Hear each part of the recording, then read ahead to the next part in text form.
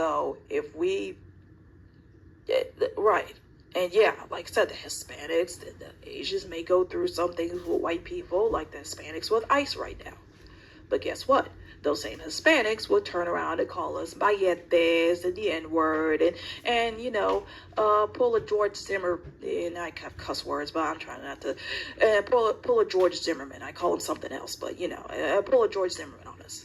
And a few other Hispanics that, or Ashley Gonzalez on us, So I don't care what they go through. I don't. So if ICE is knocking you upside the head, oh well. My theme is, and I know it's going to sound harsh, but I don't care, and we as black people need to get on code with this. Not black, not my problem. Not black, not my problem. So don't try to look for that family tree of that black abuela now. Not black, not my problem. So, whatever. You chose that lane, you stay in it. So, like I said, number two, it minimizes the, what do I say?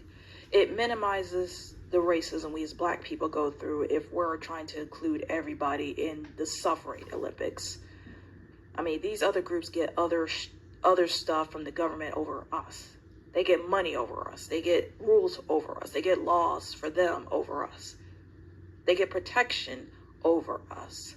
So in a way, do they really suffer that much?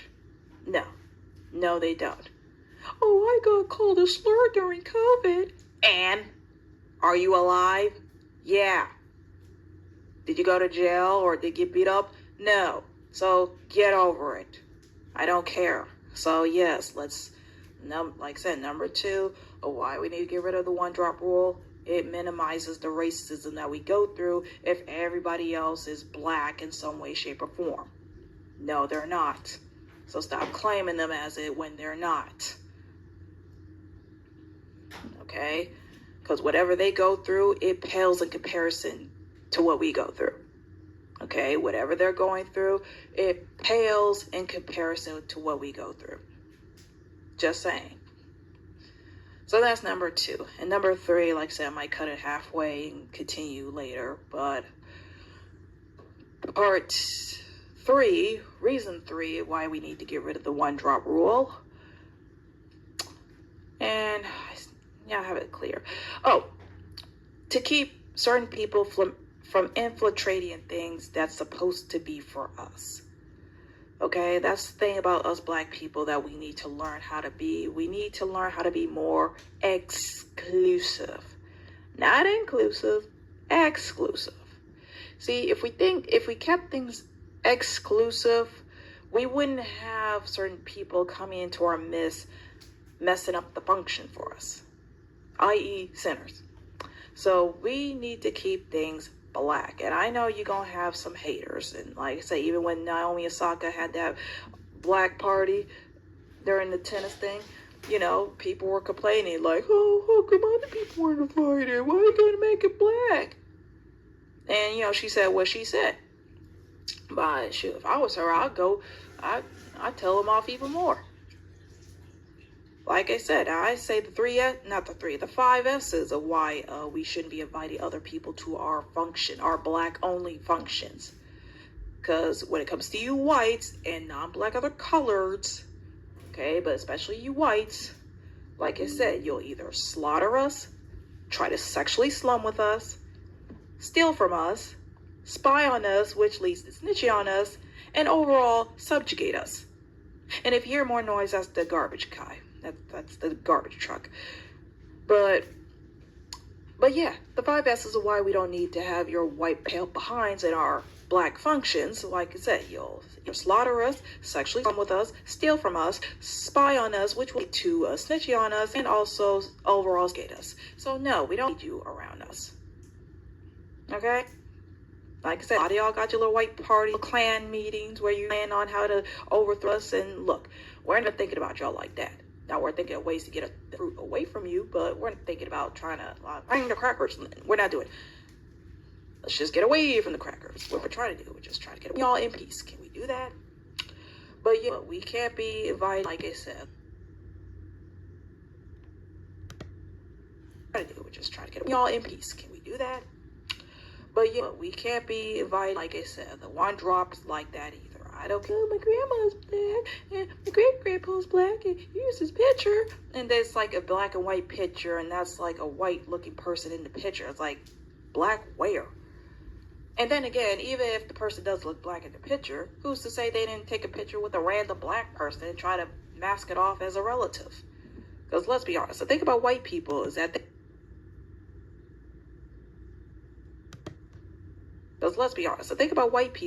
they are very, very good liars. Very good liars. Very, very convincing liars. So they can tell a lie that you actually believe, and I mean, even though some of us black people are just gullible, which we don't need to be gullible, but still. But yeah, white people are very good liars. So they could take a picture of some random person, say they're black, and try to mask it off as they're black, and then we'd be stupid enough to say, okay, well, come to the club. No. Okay? We gotta keep things the way exclusive. Okay? Black only. And even then, we're going to ask your intentions, because like I said, there's some black spies within us too, no matter where you're from, don't care. So yeah. So we need to, be very exclusive to just black only. And then if it's some black person, well, I've got a white girlfriend, well, I guess you and your girlfriend going to have to stay out. Either she stays out or you both get out. Oh, sorry. Well, my boyfriend's Mexican. Well, no, is he black Mexican? Because there are some black Mexicans out there. Well, no, he's kind of a mestizo. Okay, no, he stays out. Like I said, we don't need no fat Joes up in here messing up the functions. We don't need cultural appropriators. See, black people, we have to realize how other people treat us and kind of match energy. We need to learn to match energy without feeling bad about it. No, seriously.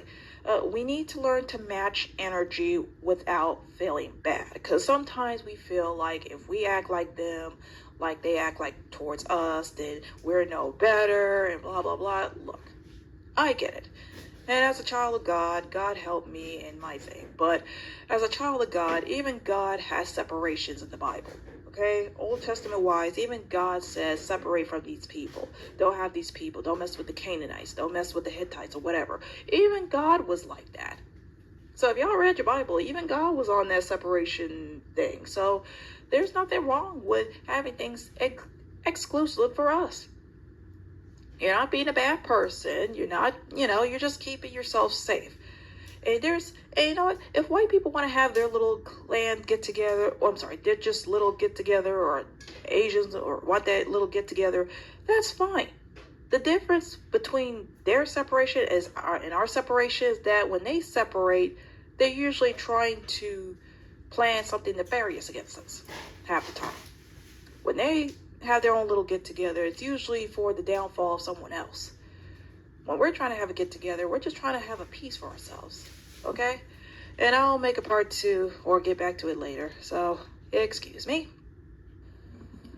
Okay, so part 2. And like I said, this is probably just going to be one video put together. But yeah, like I said, my show came on and I had to work and all that stuff. So, time management wise, if I knew this was going to be longer, I could have done this at in the early morning. But as I was saying with reason 3 of why we should get rid of the one drop rule, it keeps others from infiltrating in things that's meant to be for us. So if we have a black thing, and sometimes we don't have to title it a black party, because let's be honest, like other groups could have their thing and white people don't, if it's an Asian party or Hispanic party or Indian party, white people ain't gonna make a fuss about it. But for some reason, because we're God's people, black people, everyone gets in a huffy about it. Everyone wants to make a big deal about it. Why are you going to be black? Shut up. So, yeah. So we don't necessarily have to call it black. We call it black. We can. We should be afraid to use the word, but, we could call it something else. I don't know, a soul party, just keep it exclusive, And even if they try to get in or whatever, just tell them, give them the passive aggressive way to do it, be like, oh, sorry, we're full. I'm sorry. We already maxed out, even if we have like 2 people already here. So, just lie to them. They do the same to us all the time. Like I said, these people want to keep us from the party, but yet when we have our own party, they want to be they just not only want to be in our party, they want to run the party. So we as Black people, like I said, we got to match energy. We got to keep people away from our thing and just keep it just Black, and that also will help us build a better rapport within Black society, because sometimes, let's be honest, we as Black people don't even like to be around each other sometimes, which is why some of us want white people around or want non-Black other colors to be around, because it's like some of us don't even really connect with our own people like that. And it's sad. It's really sad. So we need to literally have things for ourselves, not just for our own protection and safety, but also just so we can have a better relationship with each other. Because like I said, we don't even want to be around each other half the time. And I know not everybody in our community are peaches and cream or whatever. And, but that, like I said, we just need to get with like-minded Black people who aren't ratchet or aren't dusty, but, are actually making something of themselves, come together in a like-minded way and just keep it just that. And like I said, also build a better security so no Dylan Roof type or Pate Gendron, whatever that loser incel cuss word, insert whatever cuss word you want to describe those two, will come in and try to do anything. Like I said, we got to keep that idea of friendliness out the window. Okay? Being friendly, and you could be friendly and still keep people out. You could keep people out in a friendly way. So number 3, why we need to get rid of the 1-drop rule. It's just to keep people out of obviously Black only functions. Things that's meant for obvious Blackness, we just keep them out of. Even when I mentioned the Oscar superlatives of, all the Black nominees and stuff, all well, like I said, they're not on the list anymore, but when I mentioned Carol Channing and Rosie Perez and Haley Steinfeld, it's to keep, people like them out, because they're not technically Black. Just because they have some distant Black whatever, or they're not Black or they're colored with maybe some admixture, no, that's not enough. So that keeps people like that out of our list. Because if I'm looking at Black superlatives and Black verse and Black anything, I don't want to see that. I don't want to see something that looks white. I don't want to see a Stephen Graham on the first Black anything. I don't want to see that. Okay? And honestly, and I'm gonna just say this, I'm gonna move to the next one. Some of these whites and non-Black other colors, like I said, like Paul Mooney said, they like to shake that tree to see if a N-word falls out. But some of these white people want to find that one Black relative of theirs so that they could be a part of our list and be the first something to do something. Because let's be honest, white people, let's put it this way, they like to be in our thing to stick out more. They're probably average nobodies in their own communities, but when they come to our thing, they feel like they're somebody, which will take shine away from actual Black people. So, if they want to be the first Black something, then they have to find that distant Black relative to kind of claim it so that they can be the first to do something. It's like, no, you're not. So it keeps them away from our superlatives, our accomplishments. It keeps them away from taking things that's supposed to be for us. Whether it's like a party, something on the list, something that's like a first accomplishment or whatever, it keeps them away from stealing our shine overall. So so get rid of the 1-drop rule for number 3 is because it keeps others away from our thing that's supposed to be just for us. Keep it FUBU, for Blacks by Blacks. I'm sorry, for us by us, but we know us means Black, so keep it FUBU, y'all. Keep it FUBU. Okay, and these used to be my honorable mentions, but I think I'm just going to make them full-fledged reasons now. Number 4 of why we need to get rid of the 1-drop rule. Number 4, reparations. Reparations. Now, yes, definitely Black Americans. I'm a Black American, of course, and I'm not going to say my full name, but let's just say I have Irish slave owners. There you go. But yeah, definitely that. And for foreign blacks, like I said, for you Caribbeans and Africans, look, I'm not going to be part of the whole diaspora war. Look, I'm cool with all my black peeps as long as you're not a coon, as long as you're not being stupid or whatever. I'm cool with all my black peeps. But in a way, your version of reparations could be going to track down whatever white country colonized you guys. Like for the Haitians, the French colonized y'all people. So why don't you, get up in French's hindquarters and demand them give you some whatever money they have. What is it, francs or something? And go up in French's booty hole, figuratively, and ask them for some money. Other countries in Africa, let's say Rwanda. Belgium colonized y'all country. Instead of killing each other with the Hutus and the Tutsis, I'll get the Hotel Rwanda, later. But, instead of fighting amongst each other, why don't you get up in Belgium's, hindquarter and, ask them to give you whatever money, currency they have. So whatever white country colonized y'all, go to them. Go to them. And make them give you that money. Okay? It can happen. But anyways, back to the Black American part. Reparations. Let's be honest. Here's what I'm kind of thinking worst case scenario if they ever give us reparations. It will probably go to, and I'm going to name some more examples. It will probably go to the Halseys, that singer Halseys, or the Rebecca Halls, and she's an actress. And I'll put their pictures up and stuff. They will go to people like them first. Okay? Because here's the thing about white people and white society and the white system, period. They don't want to give us money unless they can get something out of it. Or they don't like to do something for someone unless they're getting something out of it. White people never do anything for free. White people never do anything for free. Which is something we as black people need to take notes and do for ourselves. But white people never do anything for free. So, honestly, if they decide to give us reparations, all of a sudden, they will probably try to give it to the quarter blacks or anybody who says they're blacks. Heck. I could say hell if it's a noun, but, not if.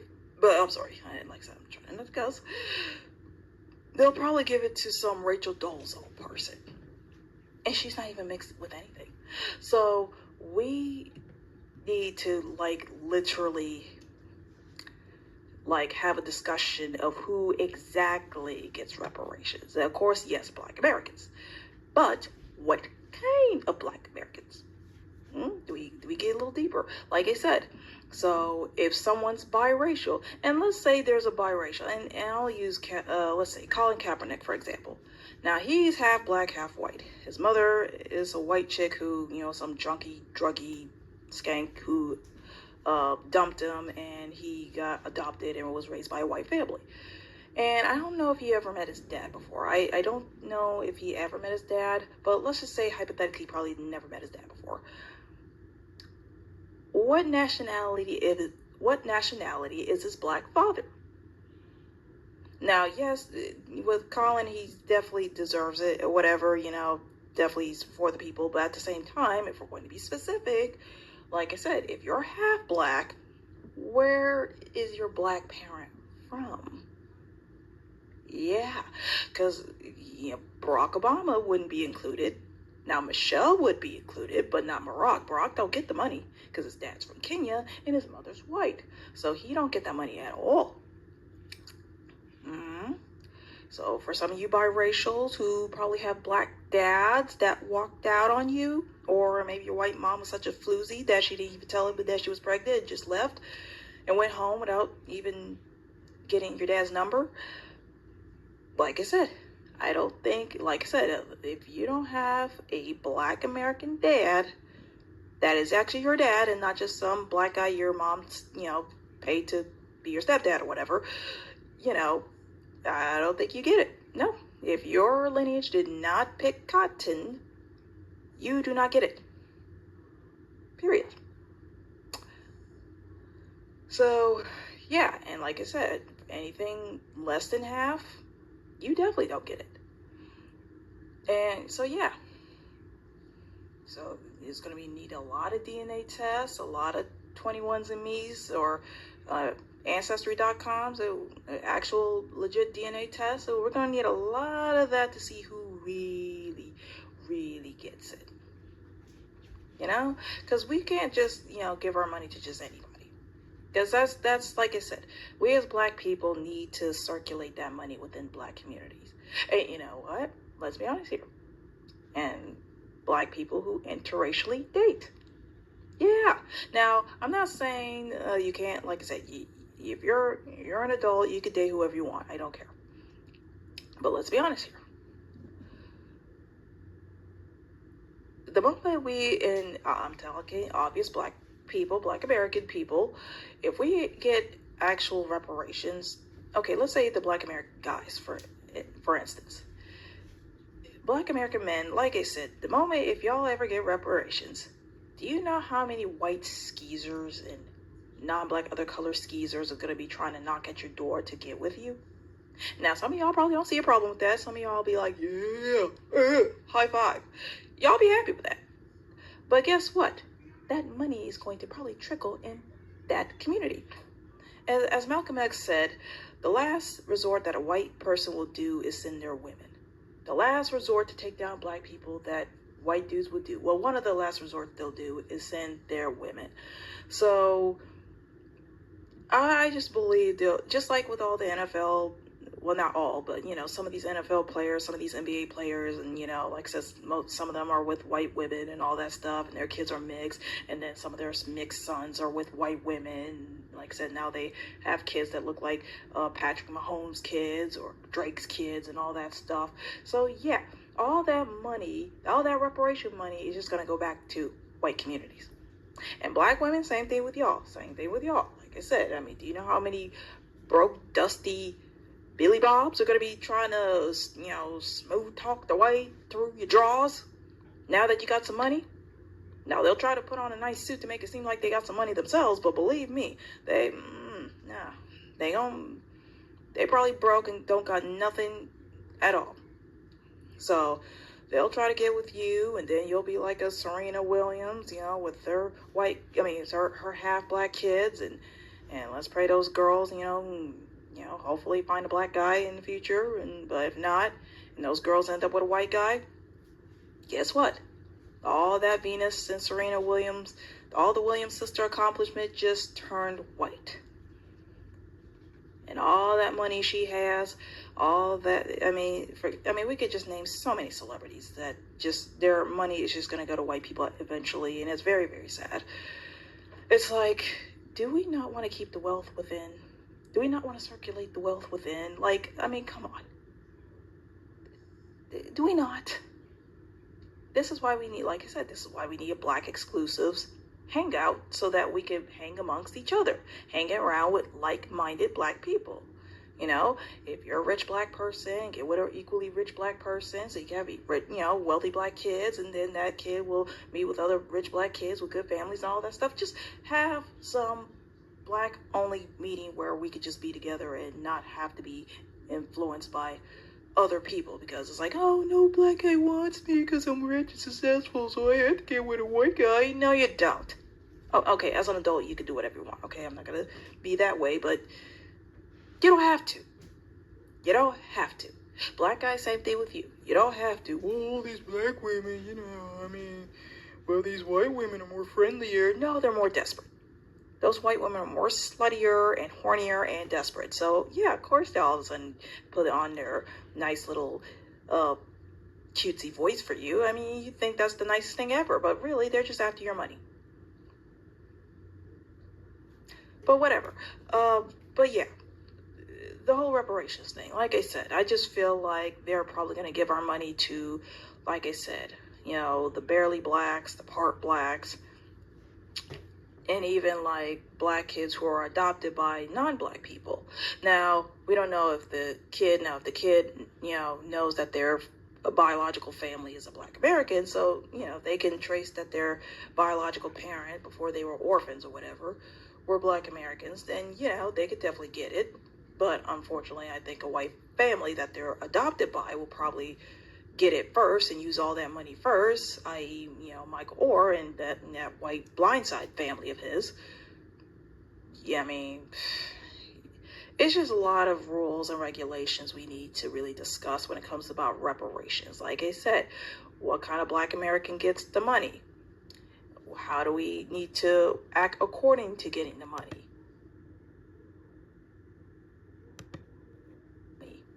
Who do, like, does it affect who we date? Does it affect who we have kids with? Yes, it all really does. It comes into question. So we don't need, if we get the money, we don't need to spend it on the white community. We don't need to spend it or, get married to some white person who probably is going to raise the kids to be white. And then, like I said, your grandkids are going to be basically pinkies. And they'll still breed with white people, and then that's all your money going back to the white community. And we don't need that. We don't need that. That's literally probably the only way a white person will give us reparations, if they can get something in the end of it. So we just really need to think hard about it. Still need our reparations, but we need to think about just all the scientificness of how it's going to play out and who really gets it. Okay? So this is, like I said, we can't call everybody. I don't care if their parent is half black. Okay? Now, they could get that through their parents if they have to, but they're not going to get it directly themselves. So it's just, we just got to think about reparations. Remember, who really gets it within Black American society? Who really gets it? Because we can't let the money go into white hands ever again. We cannot let our labor, our hard work, go right back to the oppressor, and then we're back at square one. We can't do that. Let's think, people. Let's think. But that's number 4. And number 5 of why we need to kill the one-drop rule. It helps us to not feel bad for people who wouldn't feel the same for us. Now, I kind of talked about it earlier with the non-black other colors. And like I said, there was an old YouTube person who I used to listen to until he went nuts, and I don't think he has his channel anymore. But he used to say, when it comes to non-black other coloreds, that they all come from us. That they all come from black people. Now, on one hand, yes, we as black people are the original people. We are God's people. God made us in their image and all that stuff. Yes, we are black. But things happen over time. Things got different. And what used to be maybe black and melanated is not that black and melanated anymore. And honestly, I think with white people, I think they are the descendants of the third of the angels that fell from heaven and followed Lucifer. So, yeah. So, yeah, they're the descendants of the third that got kicked out of heaven and followed Lucifer to, where. I think white people do make a third of the world. I think population-wise, white people do make a third of the world. So they're probably the third of the angels that got kicked out of heaven and followed Lucifer. And that's where white people come from. But that's just my opinion, but whatever. But still. But it keeps us from feeling sorry for people who wouldn't feel sorry for us back. And like I said, even some biracial people and some mixed people. And I'm not saying let's not, kick them to the curb. But a lot of them, and depending on who they were raised by. And I heard the terminology from another YouTuber, or maybe it's a couple of YouTubers said this, but like I said, there are the biracials and then there's the birachals. And the birachals are the birachals that were raised by white mothers, while the biracials were raised by black mothers. Now, honestly, mindset-wise, it could go either way. Because, if your mom is Candace Owens, then it's going to be no different. But for the ones who are raised by white women or non-black other color women, like your Latinas and your Asian women, and Middle Eastern / Indian women or whatever, like I said, a lot of those women don't like black women at all. They'll screw a black guy, but they don't like black women.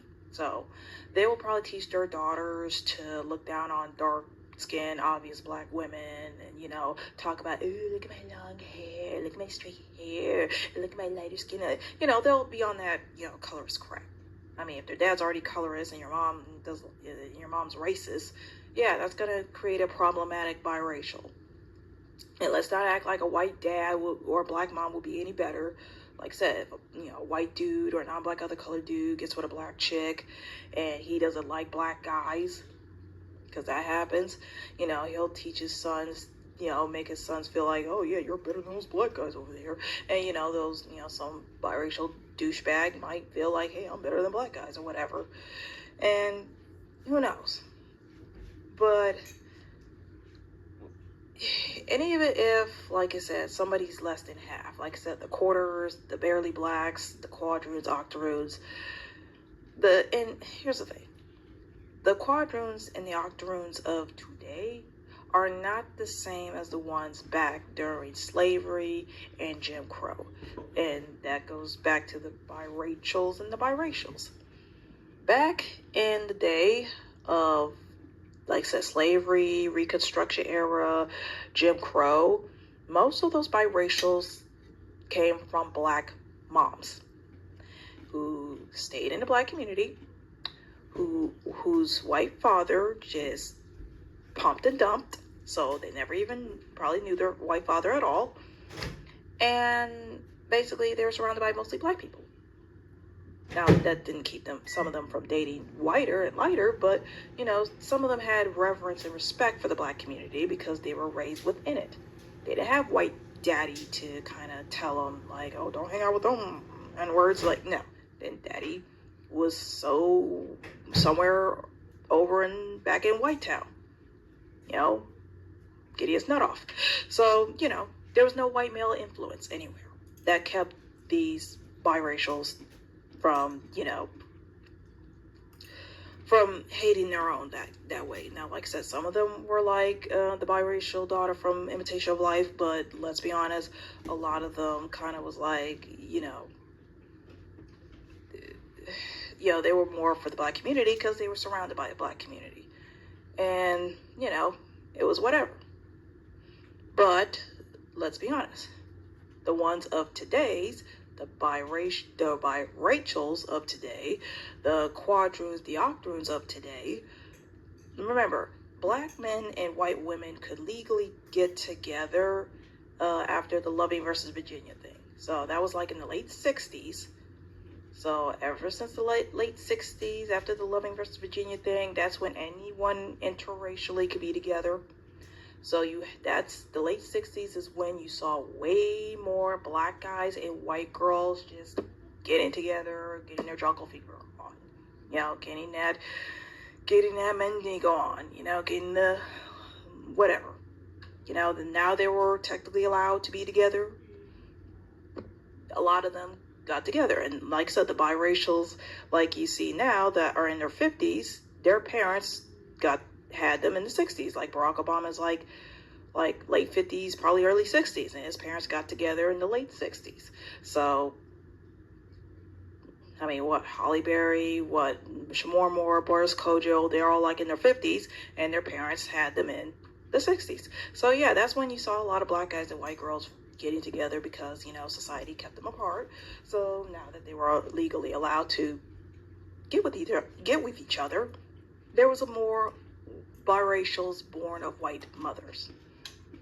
There were more biracials born of white mothers. Now, there are some cases where the black guy hit it and quit it, and the mixed kid stayed with the white mother and was probably raised around.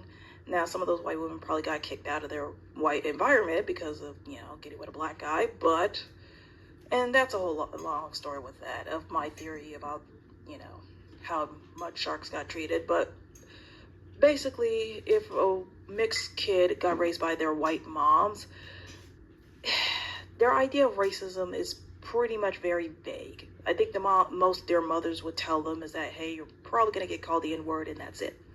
Nothing in depth, nothing concrete, just you're going to be called the N-word, that's it. So they will have a surface level of what racism is, and that doesn't really help. And sometimes they will pick up their mother's possibly either covert or overt racist manner. If they're, if the rest of the white family didn't kick white mom out the house, they're around their white mima, they're around their white peepop, they'll pick up some racist dialogues from them and have some ideas about black people through their white grandparents or their white uncles or white aunts or something. I mean, even think about Barack Obama. Remember, he was raised by mostly by his white mother's parents. His mom died when he was a kid. He was raised by mostly white people, old white people. So think about it. A black guy, or a half black dude raised by old white people. Yeah, let's be honest. I think the government picked him just for him not to help us. He was a good symbolism. He was a good symbolism for a black president, but because of how he was raised, he didn't help us. He didn't help black people. He was very vague about how he was going to help. He helped everyone else, but he didn't really help black people.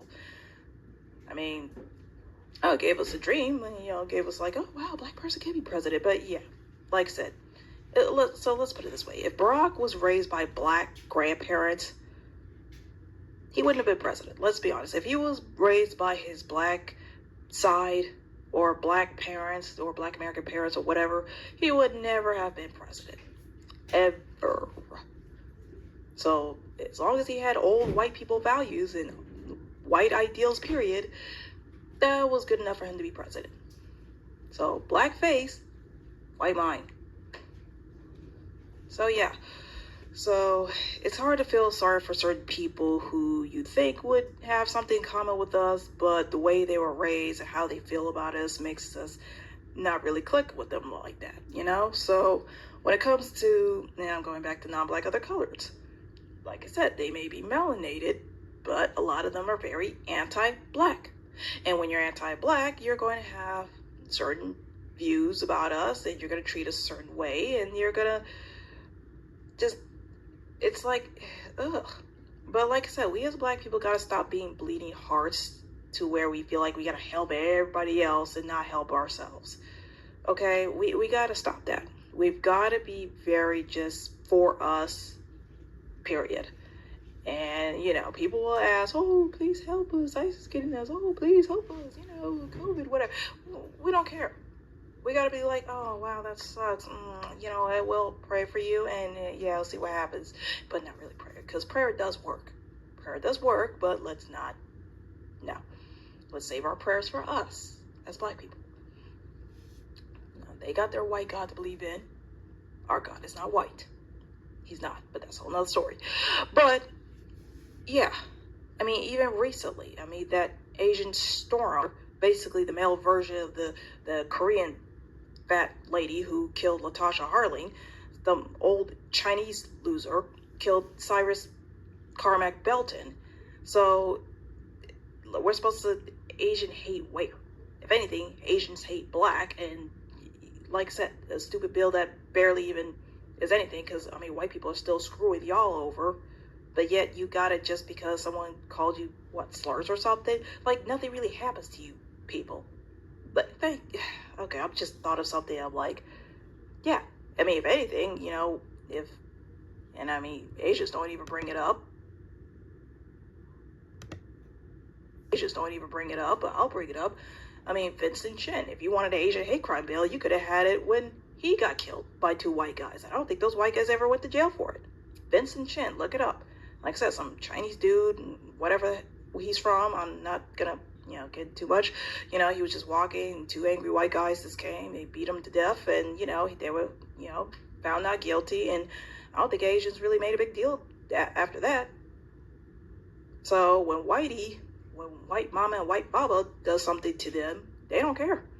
Hell, they probably think it's like, oh, thank you, white man, for beating my butt. But, but when it comes to black people just mind their own business, then they want to make a big stink about it. They get rules or protection for them for something that barely happens to them, and yet We don't get anything.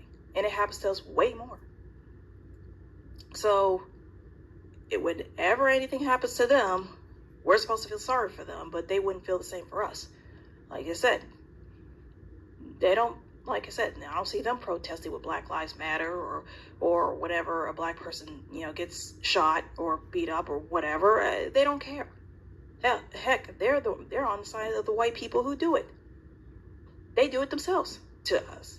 So I can't really feel sorry for non-black other colors who, because, and I'm not saying they're all racist. I'm not saying they're all anti-black, but a lot of them really don't care about us. We as black people gotta stop being bleeding hearts. Stop giving everyone our identity like it's Halloween candy. Our blackness is sacred. Our blackness is unique, and we can't just share it with the world just because. Like I said, they might have gone through some kind of suffering, but like I said, it pales in comparison to what we go through. And those people perpetrate the suffering that we go through.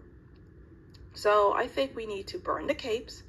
We need to let them fend for themselves. Let them, every tub sits on its bottom, as my pastor would say, and, let them figure it out themselves. Don't help them when things go bad for them. Don't help them. Don't be like, well, if we help them, maybe it never happens. Even if we help them, they'll never help us. It's very one-sided. Don't fall for the one-sidedness. Like I said, just if something's happened to them, you don't have to be, you don't have to be like them and be like, yeah, that's what you get. Like, you don't have to do all that. You don't have to do the extras, but you could just, turn away, like, oh, help me, black people, help. Like, I don't see anything. Or eat your dinner like, wow, this is good. I'm sorry, you said something. Like, just don't care. Learn to not care, because they don't care about us. We just, like I said, match energy. So number 5, why we need to get rid of the one-drop rule is so that we don't feel sorry for people that don't feel sorry for us. Simple. So let's review again with my 5 reasons why we should kill the one-drop rule. 1, it whitewashes who we are as a people. 2, it minimizes the racism we as black people go through. 3, it keeps others who are not black or not black enough from infiltrating things that's supposed to be for black people. 4, reparations, period. And 5, it keeps us from feeling sorry for people who don't feel sorry for us. So we need to just get rid of the one-drop rule. And next time I talk about it, because I'm going to talk about it again after I talk about Imitation of Life, because like I said, it has the same theme of white passing, one-drop rule, all that stuff. It has that. So next time I talk about this subject after Imitation of Life, it will be why white people, for the most part, got rid of the one-drop rule. Because let's be honest, white people don't even go by that anymore. Yeah, white people don't even go by the one-drop rule anymore. So for them, it's like, it's a long story. But there are reasons why even white people don't go by the one-drop rule anymore. Now, back in, like I said, slavery, Jim Crow, Reconstruction era, they did. But now, like I said, they're still racist, but, certain racism they don't practice anymore. And the one-drop rule is one of them. So, yeah, I will get to why white people got rid of the one-drop rule, or at least don't go by it anymore. So, I'll talk about that once I get to, Imitation of Life. But for the next movie I will talk about, we're going to talk about, like I said, the first ever black female to be nominated for Best Leading Oscar. Best Leading Actress Oscar. And that is, like I said, Dorothy Dandridge and Carmen Jones. And I am Spoil Raters, who is here to spoil movies and rate performances. And I'll see you next time.